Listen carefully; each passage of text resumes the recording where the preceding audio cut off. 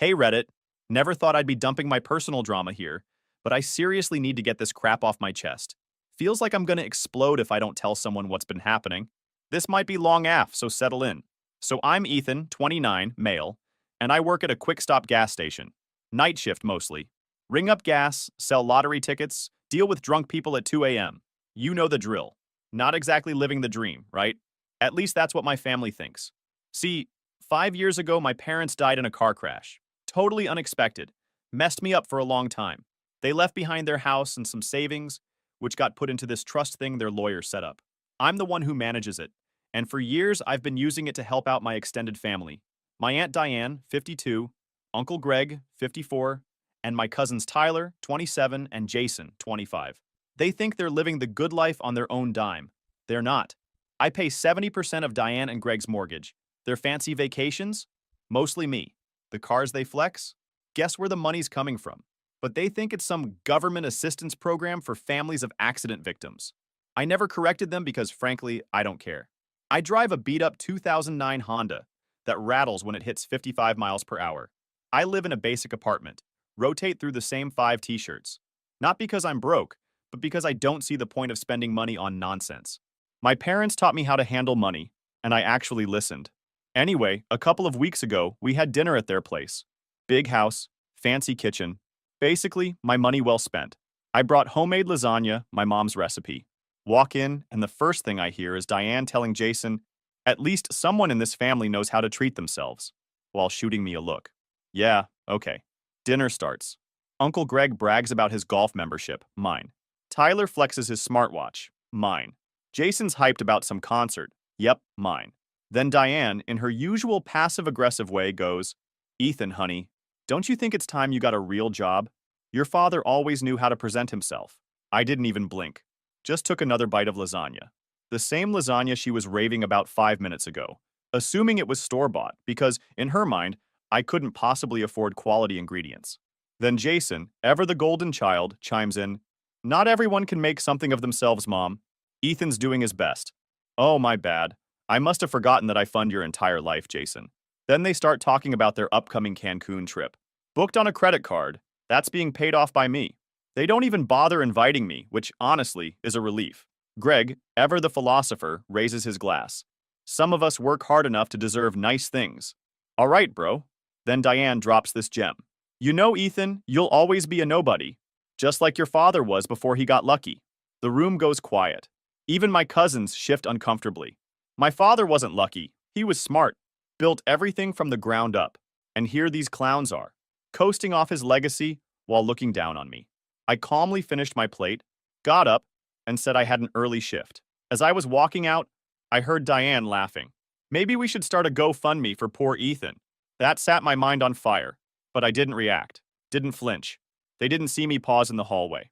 Didn't see me pull out my phone and open my banking app and make calls. But the next morning, I put my plan in motion. They have no idea what's coming. I've let them play pretend for 5 years. But I finally had enough. But then, something unexpected happened. A couple of nights later, I was at work, still running on that quiet fury, when she pulled into the gas station.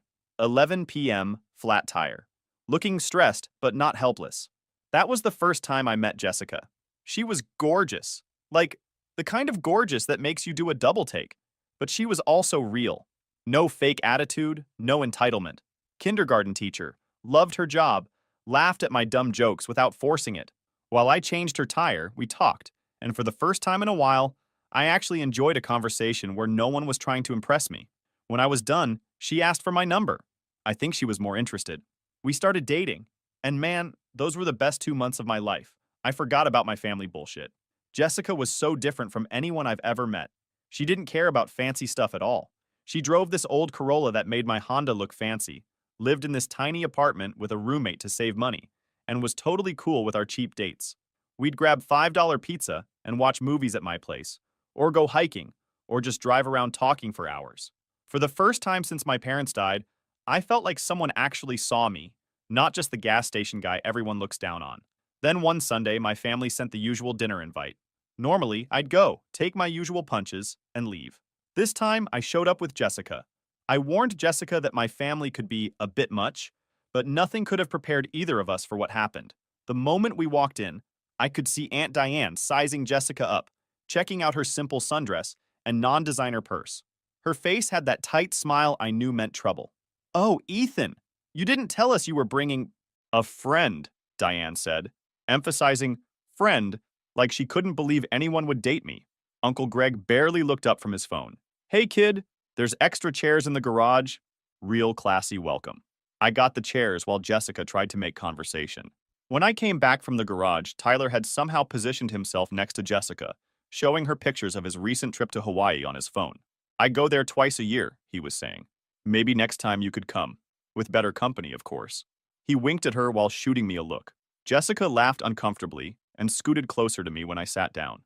I squeezed her hand under the table, trying to silently apologize for my family's behavior. Dinner started, and it just got worse. Every time Jessica mentioned something about our relationship, my family found a way to make me look pathetic. "Ethan took me to this cute little Italian place last weekend," Jessica said, trying to join the conversation.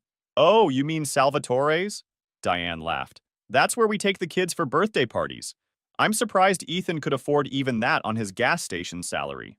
Jessica's smile did this little falter thing that made my stomach hurt. "Speaking of jobs," Jason chimed in, "did Ethan tell you he's been at that gas station for what, 4 years now? No ambition to move up?" "I think it's admirable," Jessica defended me. "He's reliable and his customers like him." Tyler nearly spit out his drink laughing. "Customers like him? You mean the truck drivers who buy beef jerky at 2 a.m.? Not exactly a career path." I tried to change the subject, but they weren't letting up. "So, Jessica," Uncle Greg said, setting down his fork, "you teach kindergarten? That's nice. Tyler here just made junior partner at his law firm. Bought himself a new Mercedes to celebrate." Jessica looked surprised. "Oh, congratulations. That's impressive. What can I say?" Tyler grinned. "Some of us have goals." The digs kept coming, one after another. How my car broke down 3 times last year? Not true. How I still hadn't paid Uncle Greg back for a loan? Also not true. He owed me money. How I probably couldn't even afford to take Jessica anywhere nice for her birthday. Through it all, Jessica kept squeezing my hand under the table, but I could see her expression changing when she looked around at my family's house, their clothes, their success. Then, looking at me, the gas station loser. Then, the final hit came from Aunt Diane. "Jessica, honey, you seem like such a nice girl. Smart, pretty. What exactly do you see in our Ethan? You know he's never going to be able to give you the life you deserve, right?" The table went quiet. Jessica's face went red. "I think Ethan has a lot to offer," she said quietly, but I could see it in her eyes. Doubt. That seed my family had planted was already growing. The rest of the night was a blur. We left early, and the car ride home was mostly silent. Jessica said she had a headache and wanted to go straight home. I nodded, but something was already off. She wasn't holding my hand like she usually did. Over the next few days, I noticed the shift. Texts took longer to get replies. Calls ended quicker. The good morning and good night messages stopped. A week later, we had dinner at her place. Usually, we'd order cheap takeout, watch some stupid show, and just talk. But that night, she barely spoke. I caught her glancing at her phone every 5 minutes.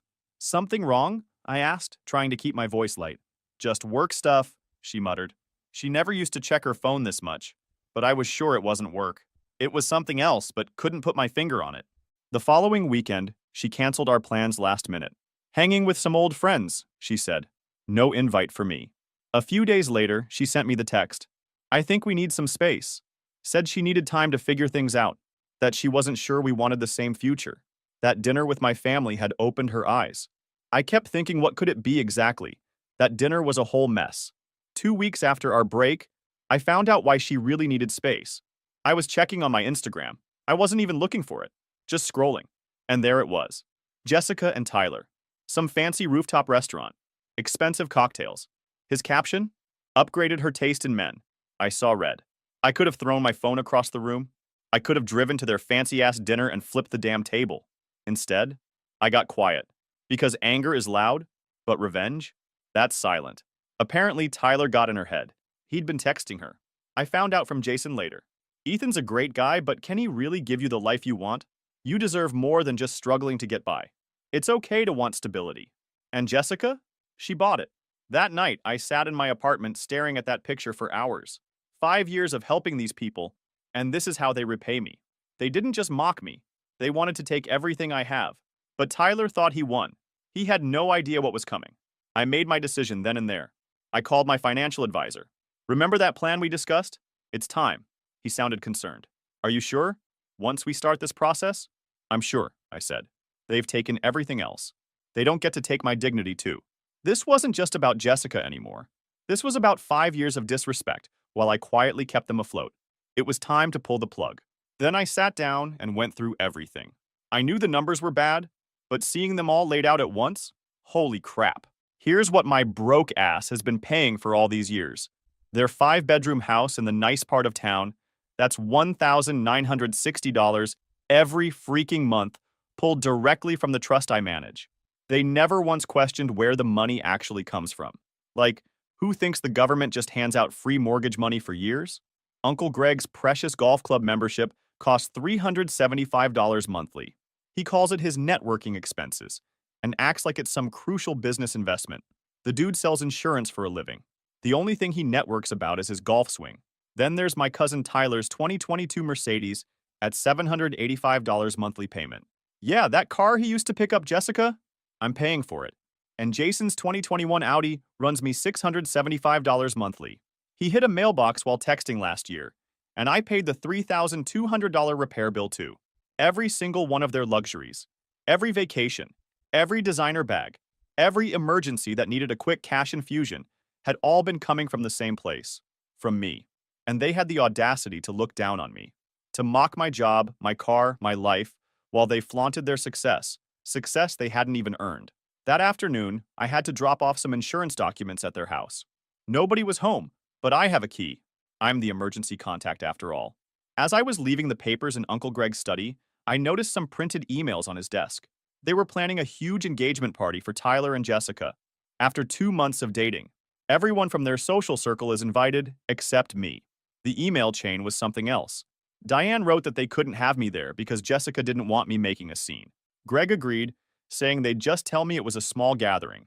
Tyler, to his microscopic credit, at least questioned it, saying I was still his cousin. Greg shut it down immediately. Life's harsh. Besides, he'd embarrass us in front of Jessica's family. I read that line twice. Embarrass them. Like I was some stray dog they didn't want ruining their fancy event. Next to these emails, quotes for a $22,000 renovation for their master bathroom. Guess who they expect to find the money for that? I sat in my car for a while after seeing those emails. Not sad, just done. Completely done. Then, like some final pathetic joke from the universe, I got a text from Jessica. Tyler told me you've been spreading lies about his family. Please stop. They've been nothing but generous to you. Generous. I stared at the word for a long time. I didn't respond. Instead, I made some calls, set some things in motion. The trust that's been funding their lifestyle. It's not as simple as just cutting them off. But there are ways, legal ways, properly documented ways. I sat up a clear exit strategy after meeting with my financial advisor. Had all my ducks in a row. But then Aunt Diane called, insisting I come to dinner again. Said they needed to discuss something important with me. Tyler and Jessica will be there, she added, like that was supposed to be an incentive. They have big news. I knew exactly what I was walking into, but I went anyway. Time to see their true colors one last time. I arrived at 6 p.m. sharp. The first thing I noticed? Workers installing a fancy new chandelier in their entryway. Remember that home renovation I mentioned? Apparently, they decided to start early. With my money, of course. Ethan! Diane beamed with fake excitement. Don't mind the mess, we're just doing a little upgrading. You know how it is. She paused. Well, maybe you don't. I just nodded and walked in. The whole family was there, plus Jessica, all dressed up like it was some formal occasion. Tyler had his arm wrapped around Jessica's waist. She barely made eye contact with me. Uncle Greg pulled me aside before dinner. Listen, sport, we need to have a serious talk about your attitude. You've been acting jealous, and it's making everyone uncomfortable. The nerve of this man, wearing the golf club polo I paid for while telling me about attitude. Dinner started tense. They'd ordered expensive catering, on the family credit card, naturally. Then Aunt Diane clinked her glass, and Tyler stood up, pulling Jessica up with him. We have an announcement, he said, grinning. Jessica and I are engaged. Everyone cheered. Jessica flashed a massive diamond ring. My cousin of all people managed to snag the only girl I've cared about in years, after dating her for all of 2 months. We're thinking a destination wedding, Tyler continued. Maybe Hawaii or the Bahamas. Whatever you want, sweetie, Diane cooed at Jessica. Only the best for our new daughter-in-law. Jessica beamed. You guys have been so amazing to me. Like the family I always wanted. I took another bite of my food I was technically paying for, and waited. Then Diane looked at me with fake sympathy. Ethan, honey, I know this might be difficult for you, but we think it's best if you skip the engagement party and wedding. It would just be awkward for Jessica. Tyler at least had the decency to look uncomfortable. Jessica just stared at her plate. The Williamsons are coming to the party, Uncle Greg added, and their daughter just made VP at her investment firm. We can't have you showing up talking about your gas station. It reflects poorly on us. I took another bite of my food and smiled. Which gas station stories would those be, Uncle Greg? The ones about how I manage a trust worth millions? Or the ones about how I've been paying your mortgage for 5 years? The room went dead silent. What are you talking about? Aunt Diane snapped. I pulled out my phone, opened my banking app. Let's talk numbers, shall we? Would you like to start with the mortgage, the cars, or maybe that nice new chandelier that just went in? Jason laughed nervously. What's he talking about, Mom? He's obviously confused, Aunt Diane said quickly. The house payments come from the government assistance program after his parents. There is no government program, I said calmly. There never was. It's all been me. Through the trust my parents set up. Every single payment. Uncle Greg stood up, his face red. Now you listen here. No, I cut him off. You listen. For 5 fucking years, I've paid your mortgage, your cars, your bills, your golf club membership, your vacations, everything. Tyler dropped his fork. That's not... Dad, what's he talking about? Jessica was staring at me, her face going pale. Aunt Diane's face went from red to white. You're lying. You can barely afford gas for that trash car of yours. I started showing them screenshots, bank statements, transfer records, everything. That engagement ring on Jessica's finger, charged to the family credit card last week. The one I pay, the Bahamas wedding you're planning, good luck with that. The bathroom renovation, hope you got a good deposit deal. They exploded. All of them. Screaming, denying, threatening. Aunt Diane knocked over her wine glass, staining her new tablecloth red. Uncle Greg kept yelling about lawyers. Tyler was trying to explain to Jessica, who looked like she was about to throw up. I stayed seated, kept eating, let them tire themselves out. Finally, when they quieted down, I stood up. Check your emails tomorrow morning, all of you. Everything will be explained in detail, including the 60-day notice for new payment arrangements. Aunt Diane lunged forward, grabbing my arm. You can't do this to us. We're family. Family? I pulled my arm away. Family doesn't call family worthless, exclude family from gatherings, or steal girlfriends and then mock the relationship. I looked at Jessica. And you, little gold digger. Enjoy the life they can't actually afford. Hope that ring was worth it. I walked to the door, turned back one last time. By the way, that trash car of mine, fully paid off. Unlike your cars, your house, or anything else you own. Left them all standing there screaming and crying. Got in my car, drove home. Their phones have been blowing up my phone ever since. Texts, calls, voicemails ranging from threats to begging to promises to change. Too late. Everything is prepared. Documents are ready. Lawyers are on standby. The next morning, 9 a.m. sharp, I sent the emails. Every single detail laid out in black and white. 5 years of transactions, receipts, wire transfers, mortgage payments, credit card bills, and car loans. No fluff, no explanations, just numbers. Cold, undeniable numbers. At the bottom, an official notice. All financial support ends in 60 days. Then I turned off my phone. I didn't sit around waiting for the fallout. I grabbed my keys, drove across town to a coffee shop I'd never been to, and sat there for 2 hours drinking the best damn espresso of my life. For the first time in years, I felt free. When I turned my phone back on, the screen nearly froze from the flood of notifications. 63 missed calls, 214 text messages, 43 Facebook messages. They had officially lost their minds. Aunt Diane was first to show up at my apartment. Didn't even knock, just started pounding on the door around noon. Ethan, open this door right now. You can't do this to us. I opened the door. She barged in, mascara running, waving her phone with the email displayed. This is a joke, right? This has to be a joke. Her voice was loud enough to alert my neighbors. I shrugged, barely looking at her. Diane, tears don't pay mortgages.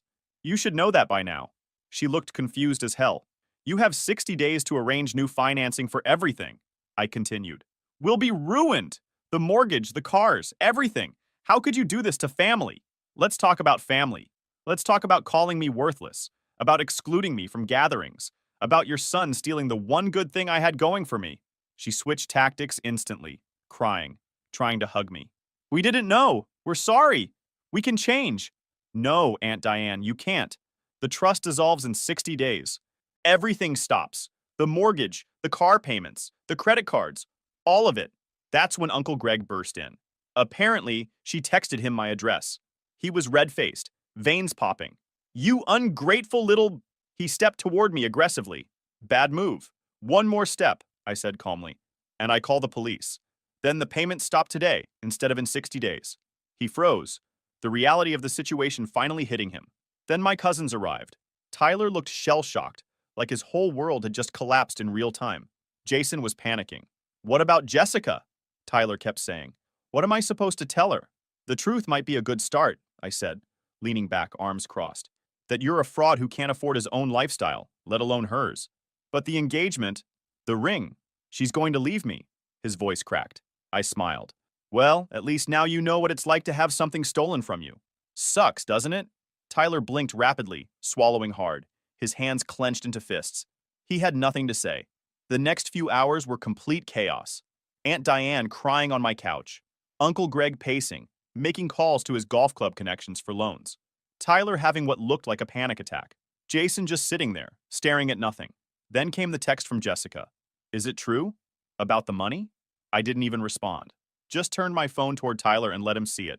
He looked at his phone, then at me, defeated. What do I tell her? I don't care, I said. Not my problem anymore. Then, Aunt Diane tried one last tactic. Your parents would be ashamed of you. The room went silent. I walked to my bedroom, came back with a folder.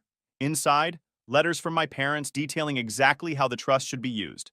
For genuine family emergencies. For education. For health issues. Not for golf memberships and luxury vacations. I let them read in silence. Then I spoke.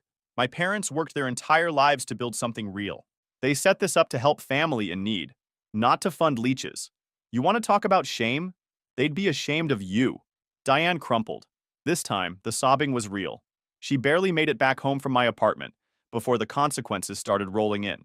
The chandelier company called about their overdue balance.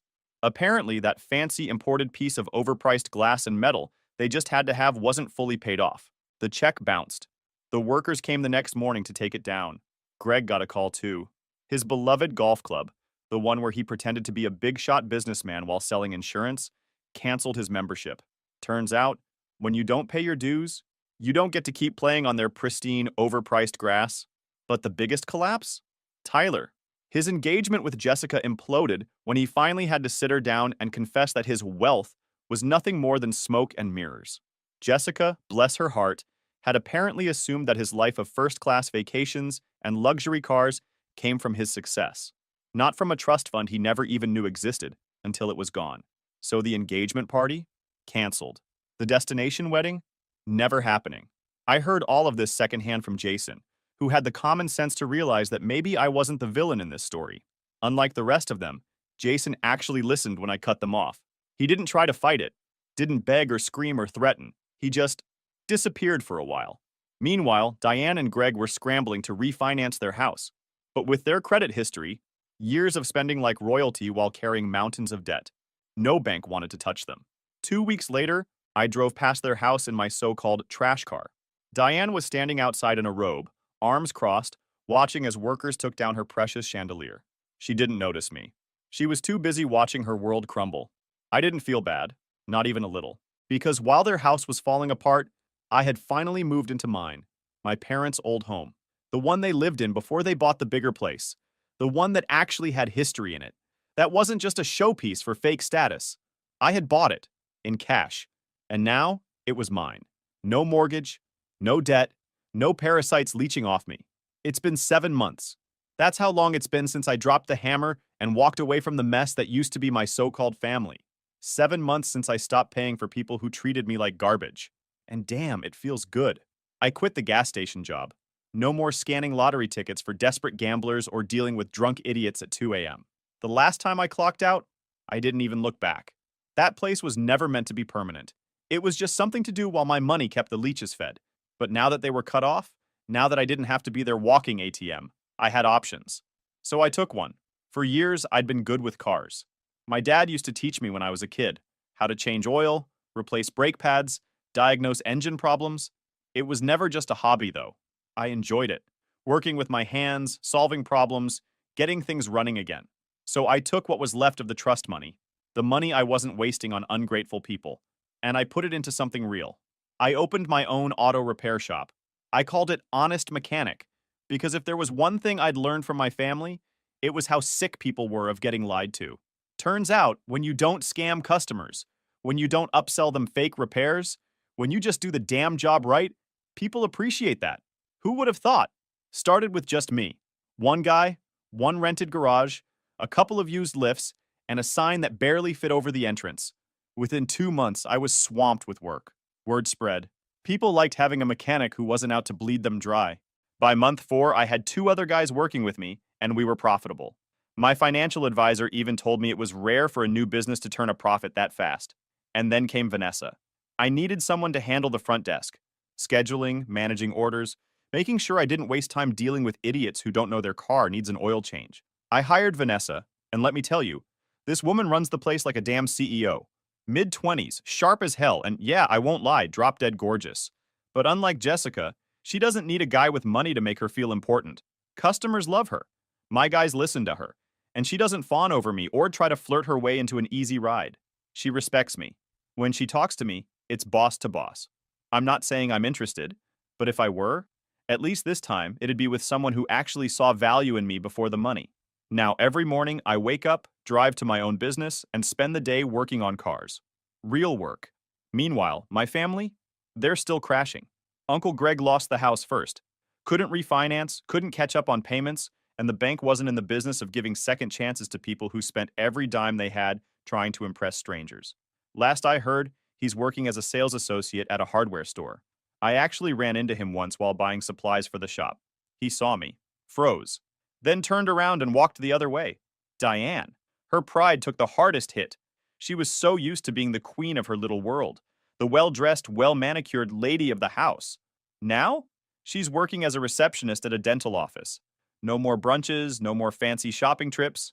She takes the bus to work. I see her sometimes at the stop when I drive by. She keeps her head down. And Jason? I'll give him credit. He actually took this as a wake-up call.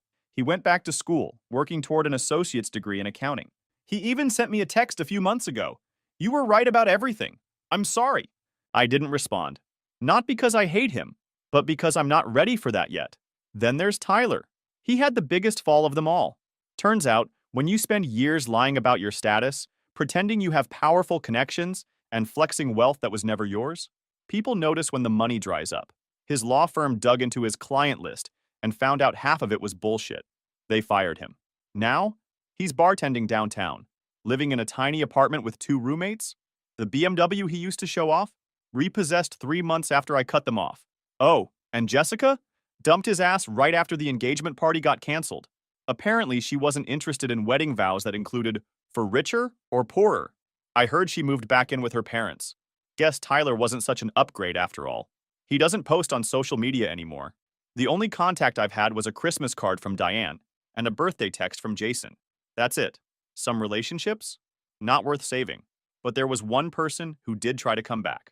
Jessica. 2 months after everything went down, she walked into my shop like nothing happened. No warning, no text. Just waltzed in like she still had a place in my life. She glanced around, taking it all in. Your place looks great. I didn't stop working. Didn't even look up. I wanted to talk. Maybe explain my side of things. That got me to look at her. No designer clothes, no flashy jewelry, just jeans, a t-shirt, and a nervous expression. Your side? I laughed. You dumped me after one dinner, dated my cousin, got engaged to him in record time, and then ghosted me. Which part needs explaining? She swallowed hard. I made a mistake. No kidding. Tyler seemed so successful, so confident. Your family made you sound like you had no ambition, no future. I was stupid and shallow. I said, yeah, you were. She blinked, probably expecting me to comfort her. To say, no, it's okay, I understand, I didn't. I miss you, she tried. The way things were before. Simple dates, real conversations, just us. You miss me now that you know I have money? I laughed. That's not fair. I didn't know about any of that.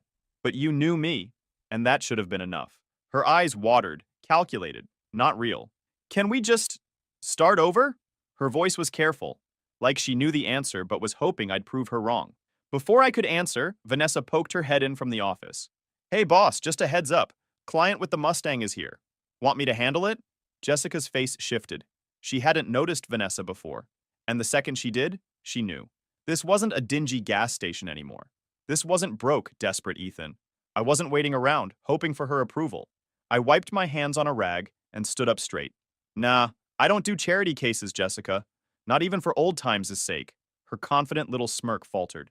She glanced at Vanessa, then back at me, probably realizing she had already been replaced by someone smarter, hotter, and actually loyal. You don't mean that, she muttered. I laughed, sharp and short. Yeah, I do. She swallowed hard. For the first time ever, Jessica was speechless. So that's it? She whispered. Just like that? Just like that. I didn't wait for her to say anything else. Just turned to Vanessa. Take care of Mustang Guy. Let's get that tune-up done by noon. Vanessa nodded, smirking as she glanced at Jessica before walking off. Jessica turned, her posture stiff, and walked out the door. I didn't watch her leave. I had better things to do.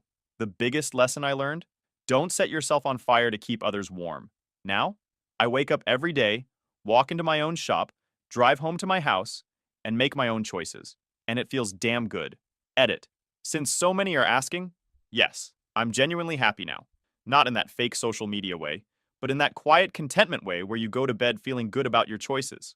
It took a while to get here, but it was worth it. Edit 2. To the guy who asked if I'd help my family if they were literally about to be homeless.